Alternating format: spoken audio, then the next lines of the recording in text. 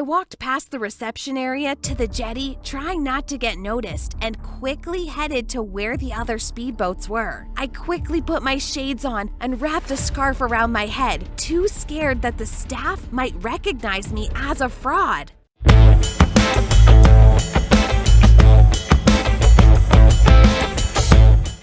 Hi, my name is Angela. If you're an average person like me, you may have wondered at some point or another in your life what it might feel like to live like a millionaire. For me, this kind of fantasy became a reality. Well, for a day at least. If you've also dreamed about becoming a millionaire, like this video and subscribe. My late father grew up in Maldives, and he often recalled how wonderful the country is. He'd tell us about its crystal clear waters with beautiful shades of blue and the sparkling white sand under its limitless blue skies, and the country's warm tropical climate. All my life, I dreamed of visiting Maldives. After college, I was able to save enough money for a budget trip to Maldives, so I flew from Greenland to Mal. After a 36-hour trip with 2 stopovers, I arrived on Hul Hul Island. As I stepped into the airport's arrival area, I was immediately approached by some personnel in suits. Welcome to Maldives, Mrs. Behrman. We're representatives from the resort. Leave everything to us, and we'll make sure that you'll have a spectacular time here in Maldives, they said, and before I could even explain that I was not Mrs. Behrman, they already took my backpack and ushered me onto a seaplane. I figured that the staff must have mistaken me for someone else. I wanted to clarify everything, but my thoughts were completely lost once the plane took off and I saw the breathtaking view of the sugar-white island rings sparkling atop the turquoise-colored lagoons and the brilliant sapphire blue ocean. When I arrived in the resort, I stood agape at its luxury and splendor.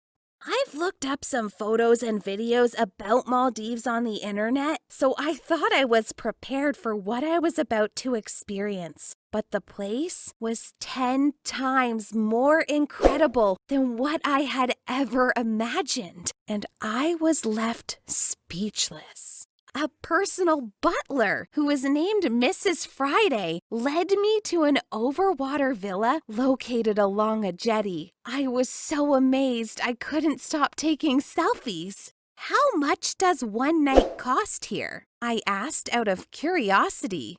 Not much, just $2,000 a night, Mrs. Friday answered. $2,000 a night? Wow, that's really expensive for me, I thought. Don't worry about anything, Mrs. Behrman. Your father has already paid for everything. All you need to do is enjoy yourself.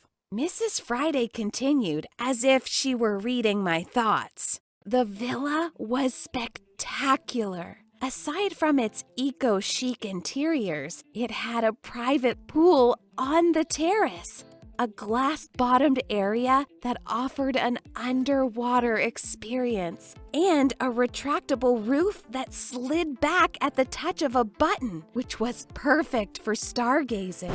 This Behrman lady whom they mistook me for must be stinkin' filthy rich. I thought of looking around and taking pictures just for a while before I clear up the misunderstanding with the staff. After all, what are my chances of ever experiencing this kind of luxury again? I put on my bikini right away and indulged myself. Just for a little while, I thought. I swam and I went kayaking, paddleboarding, and snorkeling. Every time I thought of telling the resort that they had the wrong person, I'd always tell myself to do it in a little while. Sets of delicious food were delivered to my villa. Then my personal butler led me to the spa. Yeah, this is what you call a vacation. I had the most wonderful time, and I had totally forgotten about coming clean. When night came, I laid on the bed worried. What will I do now? It's way too late to tell the truth. I don't even have enough money to pay for one overnight stay in this resort. And what if the real Mrs. Behrman suddenly arrives? I couldn't sleep a wink. And when morning came, I grabbed my backpack and decided to sneak out of the resort. All I needed to do was get on a speedboat and head back to the other island. I walked past the reception area to the jetty, trying not to get noticed, and quickly headed to where the other speedboats were. As I embarked on one of the boats, another speedboat arrived, and I saw a young woman who looked exactly like me. My eyes widened. Our resemblance was uncanny. I knew immediately that she was the real Mrs. Behrman. I quickly put my shades on and wrapped a scarf around my head, too scared that the staff might recognize me as a fraud. Thankfully, I got on a boat just in time, and it sped towards the other island. I looked back at the luxury resort and smiled at how I was able to spend a day like a millionaire without spending a single cent. If you were given a chance to live like a millionaire for a day, what would you do? Share your thoughts in the comments section below. If you're enjoying this story, share this video with your friends and let's get it to 1,000 likes. And don't forget to check out our other Nutty stories.